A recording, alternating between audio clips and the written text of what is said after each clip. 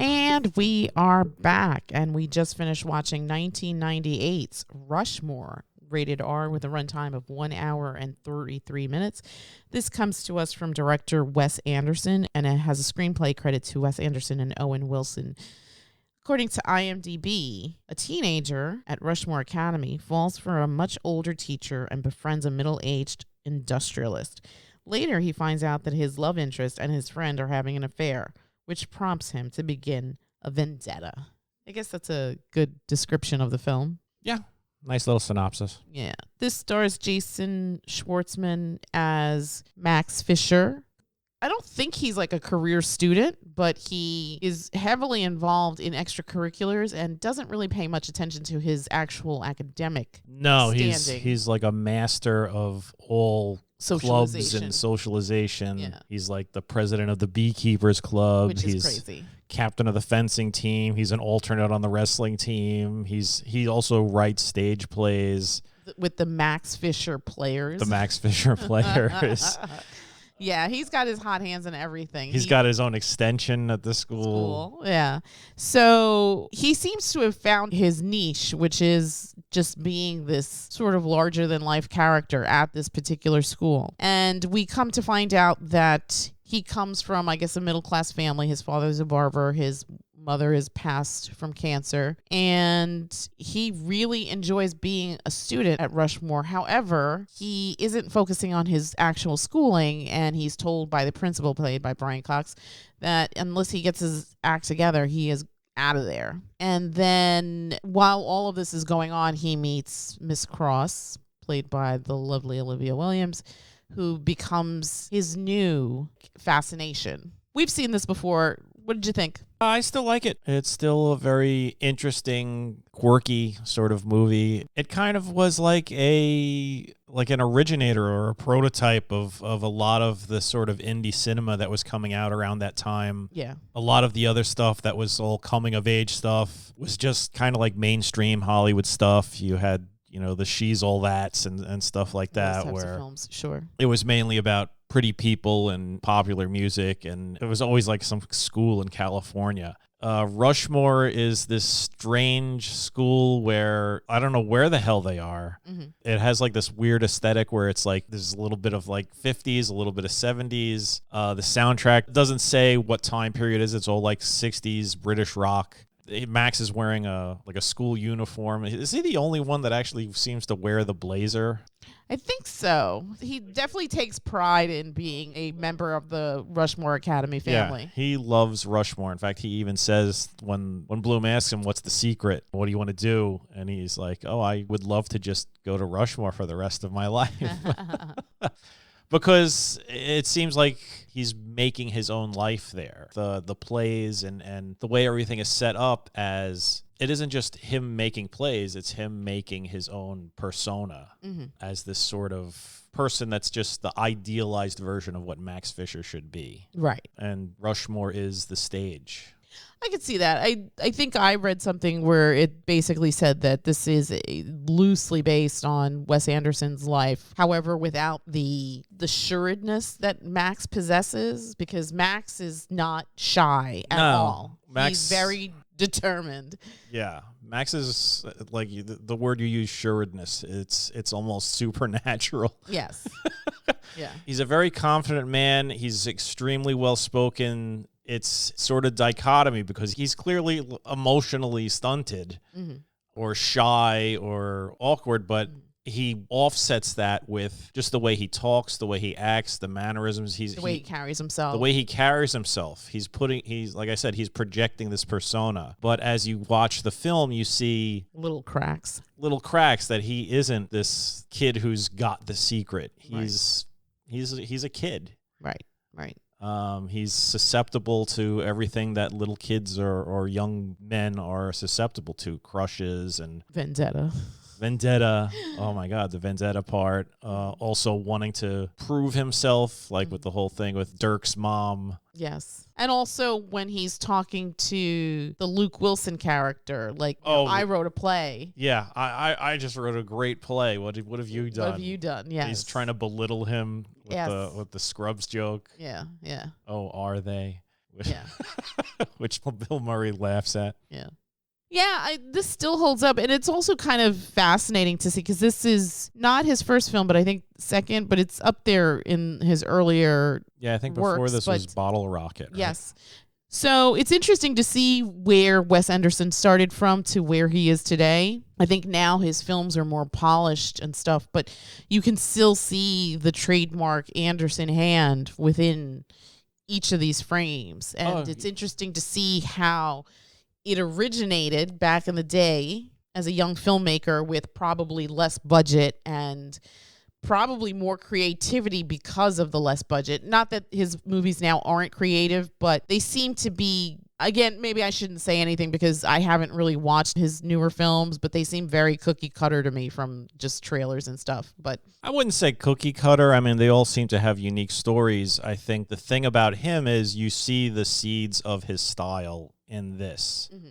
Yes. The symmetry. He loves symmetry. The beginnings of how everything he does it's almost like a diorama or a stage. Everything is meticulous in how it's positioned, the way it's set up, the colors that he uses, the music that he uses. He would probably be a great stage director. Oh, for sure, without a doubt. Or even just a set designer, because everything is just so. Yeah. And over time, he has kind of crystallized this particular style to a point of where it's almost parody, where it's reached a point where people are able to parody it quite easily. Yes.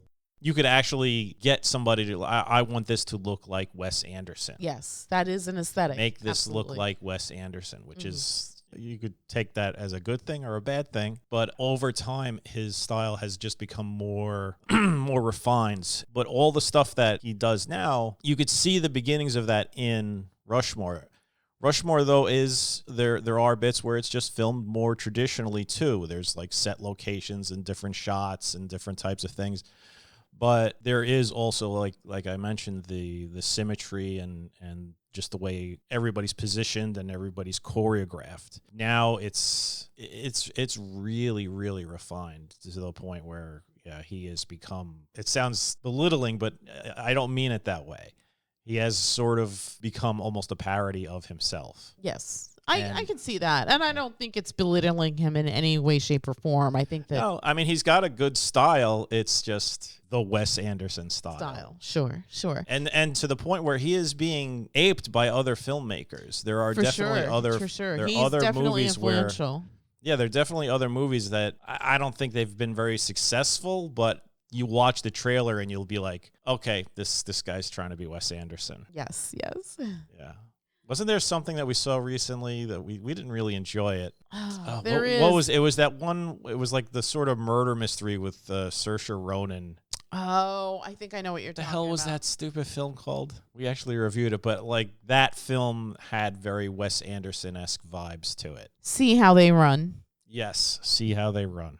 Whoever directed that was clearly trying to... Influenced by Anderson, yeah, for sure. Okay, so moving away from that, let's go to the story now. So we're going to pair this with the TV movie that we reviewed Sooner or Later. That is about a young girl who lies about her age in order to get this boy to like her.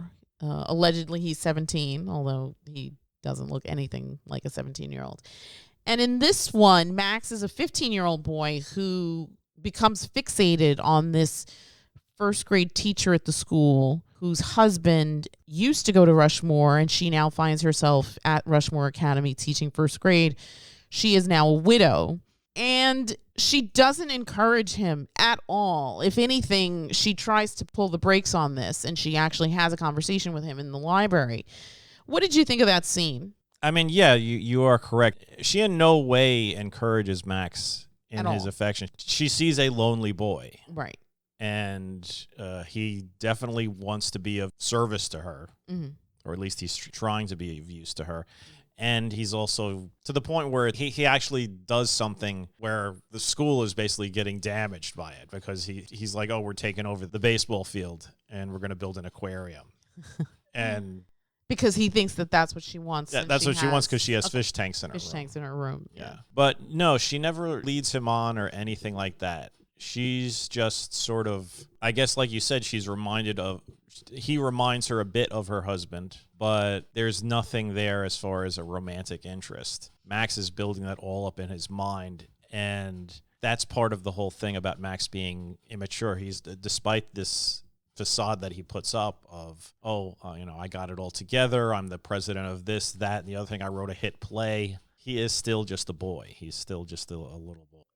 Right. It's interesting. I've had this thought, and watching it just now, I've had this thought again, and I'd like to share it with you because I wonder what your impression of it is. I completely 100% agree with what you just said. However, by the end of the film, I wonder, obviously Miss Cross is not going to do anything to jeopardize her actual relationship with Max. I think she genuinely enjoys him. I think she genuinely has affection for him, not in a romantic way. However, at the end of the film, it sort of goes into like this slow motion, and Miss Cross and Max are dancing. And it just, not that it felt off, but it felt to me, again, this is all interpretation, this is all speculation, it felt contrary to the rest of the messaging in the film, because it felt like, for the most part, this is a comedy, a coming-of-age story, sort of like this dramatic back and forth between Max and the Bill Murray character, or like this exaggerated one-upmanship. However, I felt like at the end of the film, if Max was older, if Max was an actual adult, I felt like Miss Cross would have entertained a relationship with him because he was very attentive to her. The scene in the library where he refills her glass, where he is conscientious enough to replace the pen that no longer writes for her. He's very in tune to her. He's very attentive to her. And I think that if he had been maybe in college, I don't know that she would have necessarily pushed him away, because I think that she too had this trauma of this loss of her husband. I think she genuinely loved her husband. And I think one of the reasons that she came back to Rushmore to teach was to sort of keep this connection with the husband that was no longer there. And I think that she sees this young man that is Max, and he's just a spitfire. He has more tenacity and confidence than any teenage boy I've ever seen. I think that's one of the funny things that one of my early takeaways. I think the first time I saw this film, I genuinely laughed more because it was just so outlandish, all the things that he was doing. And now, obviously, I'm still laughing, not as much as the first time, because it's never going to hit as much as the first time. But I still get swept up in this story, and I love the story. I think it's so well done. I think the performances are all magnificent. Jason Schwartzman does such an amazing job here as Max Fischer. He is this, again, you want to strangle him, but at the same time, you want to cuddle him, because you know that, to your point, he's just a boy. He's just a young man trying to find his way in the world. And maybe he's hiding behind all this bluster. But getting back to my original point, what's your interpretation of that last sequence? You know what? I kind of feel the same way. It does feel a bit contrary. It feels, I kind of know what they're going for, and that, okay, now they're going to move forward, but everybody is paired off.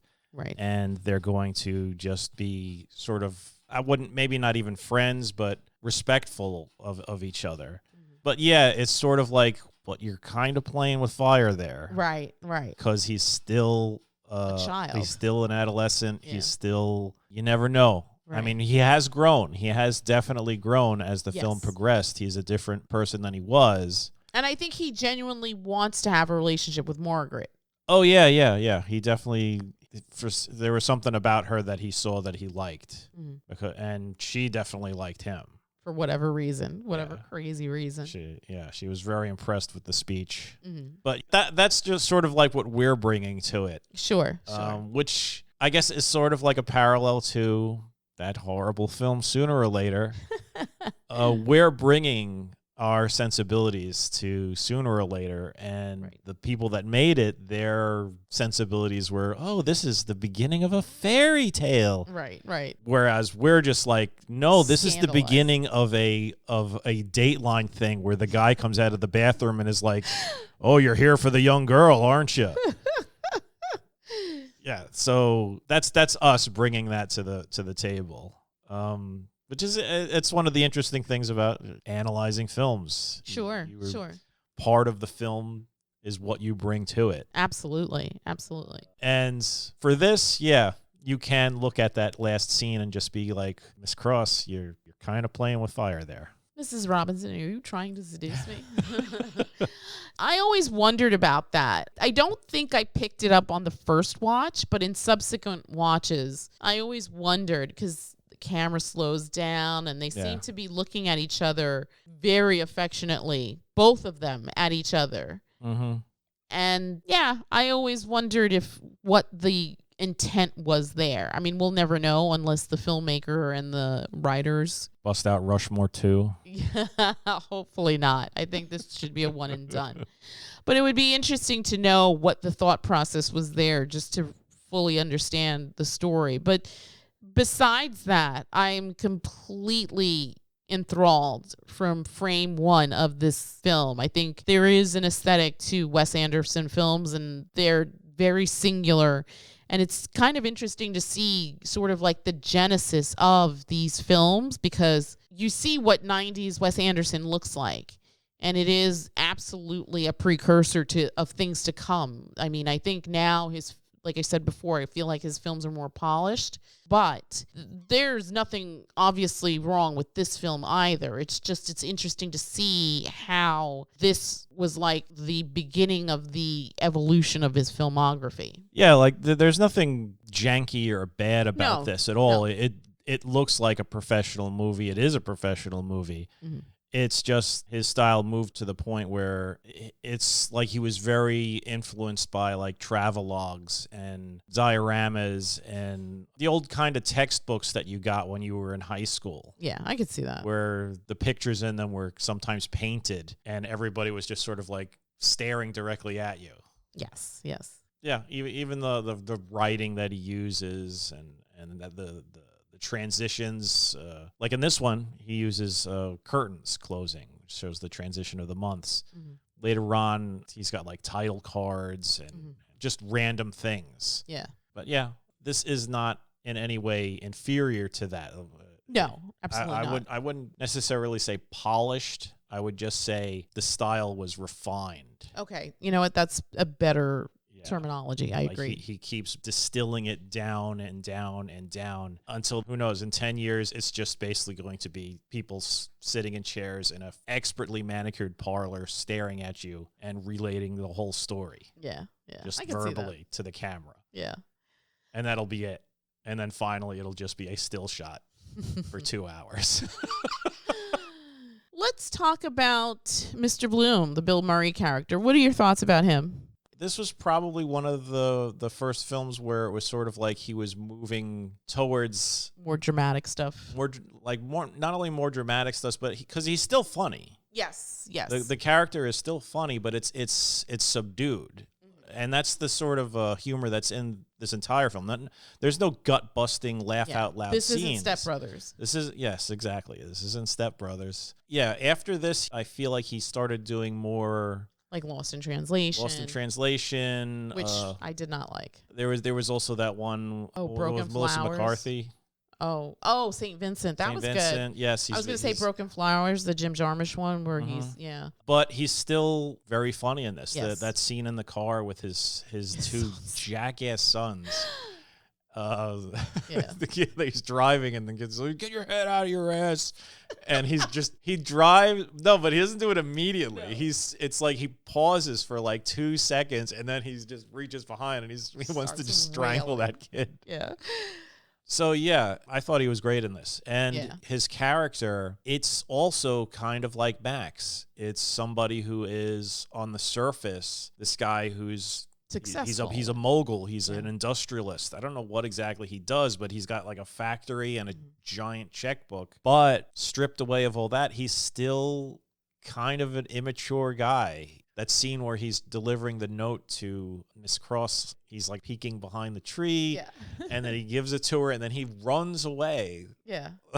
Like a school kid. Like a school kid, not like a 50-year-old man. Yeah. Or 60. I don't know. God, how old is Bill Murray in this film? I don't know. This is from 1999. 1990, yeah. But still, it's a great performance, and you could see how that whole escalation between him and Max just keeps escalating. Yeah. Because they're both immature. Yes. They're both absolutely at heart children. It doesn't matter how old he is. He's still kind of immature. And you know what? That kind of feeds into the point you brought up earlier, that maybe if Max was older, like if he was like in college or just outside of that, Miss Cross wouldn't have pushed him away. Yeah. Because look who she ends up with. She ends up with Herman. Right. That was a very interesting pairing, because I would never, just based on their personalities in the film, like I never would have put those two together. So I wonder if they somehow come together because they're both lost and alone. I mean, you see the birthday party and Mr. Blume, he's by himself. He doesn't interact with his children. He doesn't interact with his wife. He winds up diving into the pool and just sitting at the bottom. And I think the same thing could be said for Rosemary, where, she's this widow who's kind of trying to find her footing in this world now that she doesn't have her husband. And I think that this is the first time where she's interested in someone. And on the surface, he seems nice, and she's willing to go down this road with him. But I think, to your point, he's an overgrown child. I mean, I think he's almost like devilishly laughing or smiling in that sequence when he notices that Max has put those bees into his hotel room. He is into it. Yeah, he's ready to rumble. He's ready to go. Absolutely. So that's interesting, too. Yeah. And I guess maybe her dead husband was kind of like that too, I guess, because she said Max reminded her of her husband. When she was living in the house, was that his old house? Because I think it was massive. The bedroom that she was in looked like it was the bedroom of a child. There was like stuff hanging from the ceiling, and it was like a little twin bed. And I think that was her husband's bed as a child. And for some reason he was there. So yeah, I guess she just likes immature. I mean, maybe.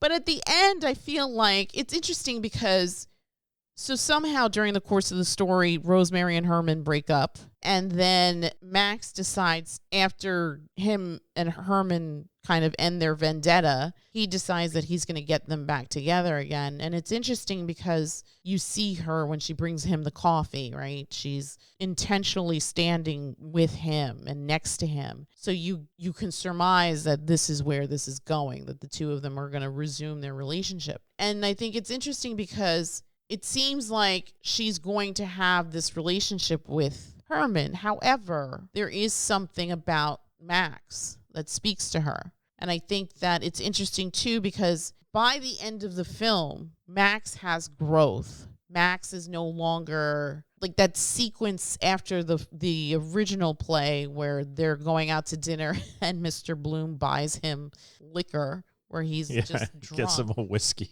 He's completely immature and, like my friend Joanne always says, like a baby with a spanked ass. But by the end of the film, he's had growth when he tells Margaret, no, it's okay. You can dance with him. He's my friend. So he's coming into his own. He's actually doing the work to become a better man. He's still a young man, but he's on the road to becoming a better man, because I think that he now understands things more than he did at the beginning of this story. I think having Rushmore taken away from him was a huge deal because he was so in love with it and committed. But then by the end, I feel like he's given the new school a chance and he's now thriving there too.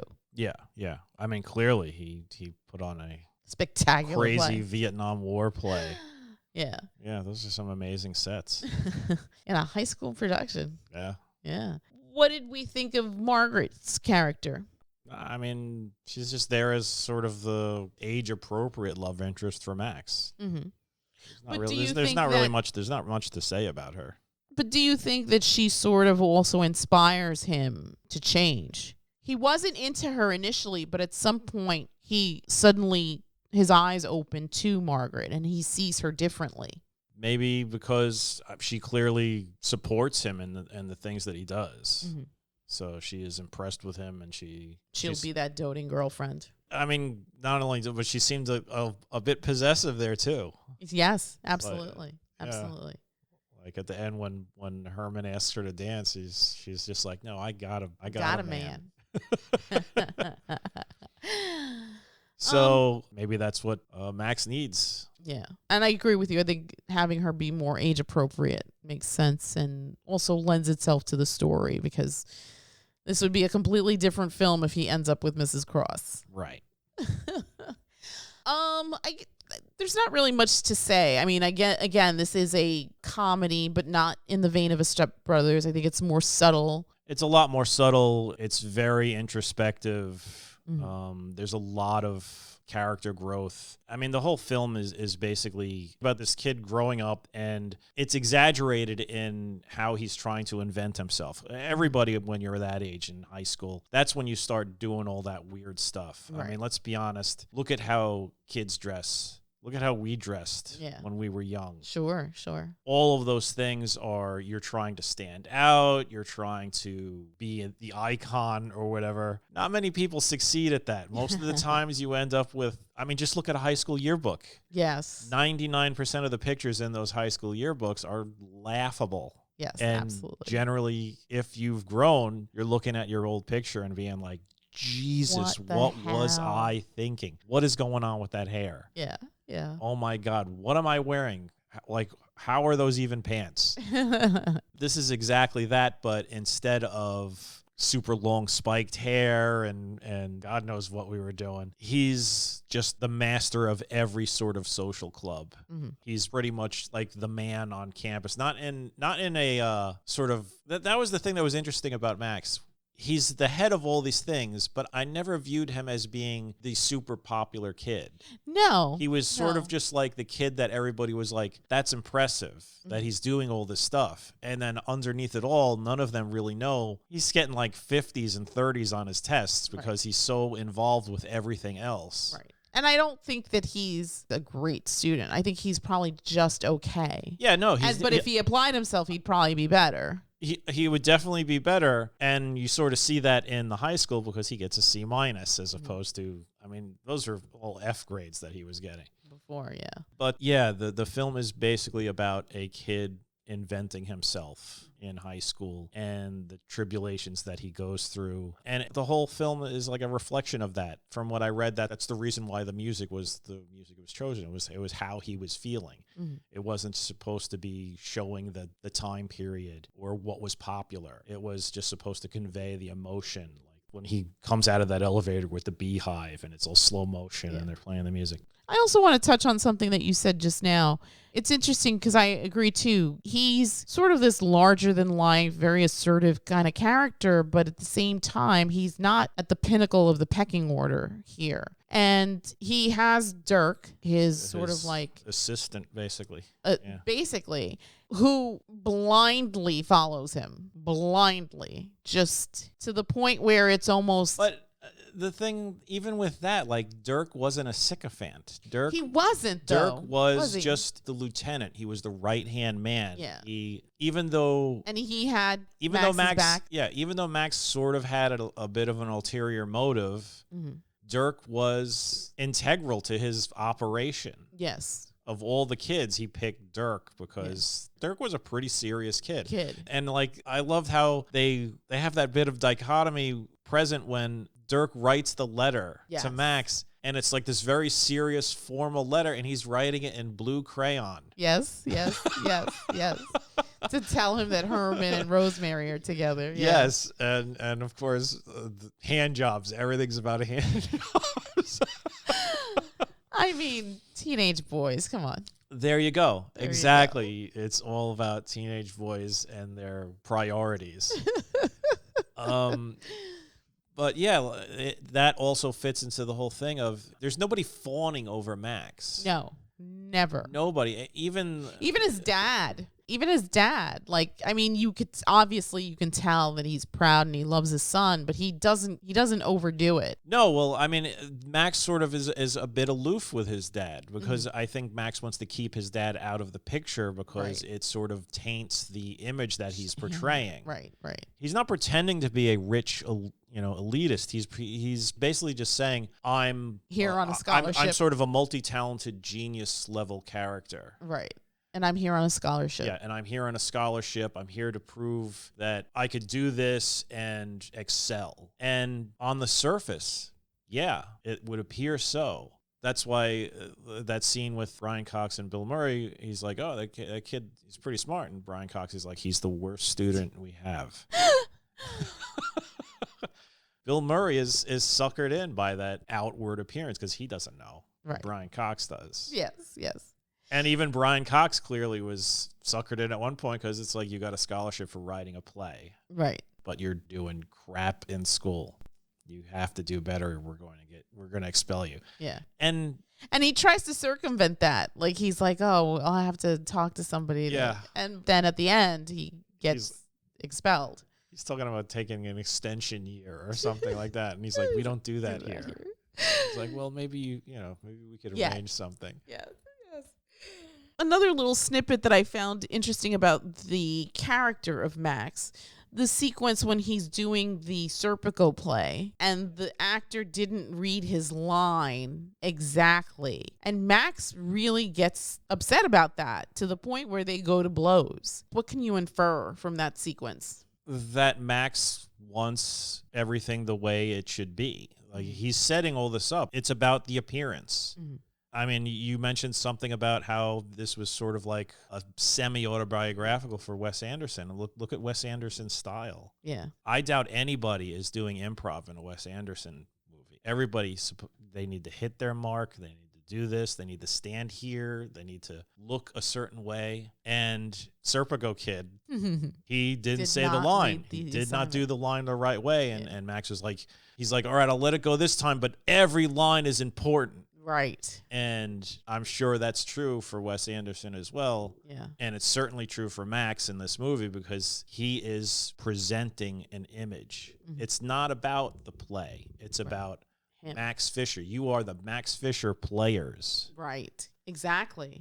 You are representative of. Yeah. I'm the president of all these clubs. It's about his appearance. He's wearing the blazer. He's the only kid wearing that goddamn thing because it's just like it's got the crest on it. It's a point of pride, I'm sure. It's a point of pride. So don't mess with his stuff. All right, I think we've talked about this enough. I have loved this film since 1998. There is nothing to critique here. I think it still holds up. I think the messaging is great. I think it's a lovely little quirky tale of coming of age, of a young man and his infatuation with this older woman. The two, to your point, how Bloom and Max go at it like just two kids in a playground brawling. I think on a scale of 1 to 10, I think I would give this a 9. I think even after all this time, the script holds up really, really well. The performances are stellar. Even characters that have small screen time just absolutely shine here. I think the filmmaker is fantastic at telling these stories. I love some of the shots and the sequences, the way they're filmed, the way they move the story along. I love the inclusion of certain, like the soundtrack. I think there are films where the soundtrack is almost like an invisible member of the cast. And I think that here, the song choices are intentional and they help move the story along. So yeah, this gets a 9 from me. Yeah. I would agree with that, what you said about the soundtrack. It's and it's hard to do that, to get that sort of like feeling that it belongs there. Right. Especially when you're using actual popular songs. Mm-hmm. I mean, they're popular songs from the 60s. They're still popular today. I mean, I'm sure all of them had a resurgence when this movie came out. Right. But it's a bit harder to put that into a movie and not have it be distracting. Sure. There's so many films now where you could totally tell that the producers are like, you need to put a couple of these songs in there because we're trying to sell. Mm. This, it fit. Like, everything was deliberate and on purpose, which is another Wes Anderson trait. I would give this an 8. I really like this film too. And it still holds up. As we mentioned, it's not as funny as the first time you see it. The first time you see it, it'll probably be very funny to you. Mm-hmm. Second time, you're just sort of like viewing it more and seeing how the character is changing and growing and just crazy hijinks that a kid in high school goes through. And as I said, it's not your typical high school fare like you'd see where, we got to make the girl with glasses pretty or right. Or I felt like a lot of those 90s teen movies were very vapid and very superficial. And it was just making the quote unquote ugly duckling the swan at the prom. That was when they had like a sort of moralistic message to it, but a lot of them were just gags and gross out humor and sex. Yeah. So there's that has its place too, but this is definitely more of an introspective film. Yes, you're dealing with like issues of lonely people or people who are insecure trying to make themselves different. Yeah. And it's not in a way where it's like, oh well, if I just dress cooler, I'll be more accepted. Right. It's not like that. Yeah. And the message of the story is not cheapened by some gag. Yes. Yeah. I really, really like this. Yeah, I think it's interesting because, to your point, when you think of teen comedies and stuff, you don't think of like a movie like this. And I think that the script is just really tight and really smart and just really, really well done. Kudos to Owen Wilson and Wes Anderson for such a magnificent storytelling experience. Okay. Again, we caught this on Hulu, right? But I'm sure it's to buy rent on Prime. And you should absolutely, if you are a film major, you should absolutely be watching this. This is an incredible storytelling experience told through the lens of one of our more prolific, famous filmmakers in modern day. And it would be nice to just see his earlier works. Yeah. Absolutely. Check it out. Again, from 1998. It is Rushmore. And with that, we will bid you all. Oh, one last question. What was better, Sooner or Later or Rushmore? Why are you laughing? Come on. Good Lord. Sooner or Later was hot garbage. What do you mean? Sooner or Later was trash. It was not. Yeah. This is 1,000. I think I gave Sooner or Later a 2. How dare you? All right, wrap it up. Right. Like and subscribe. Like and subscribe. And with that, we will bid you all a good night. Good night.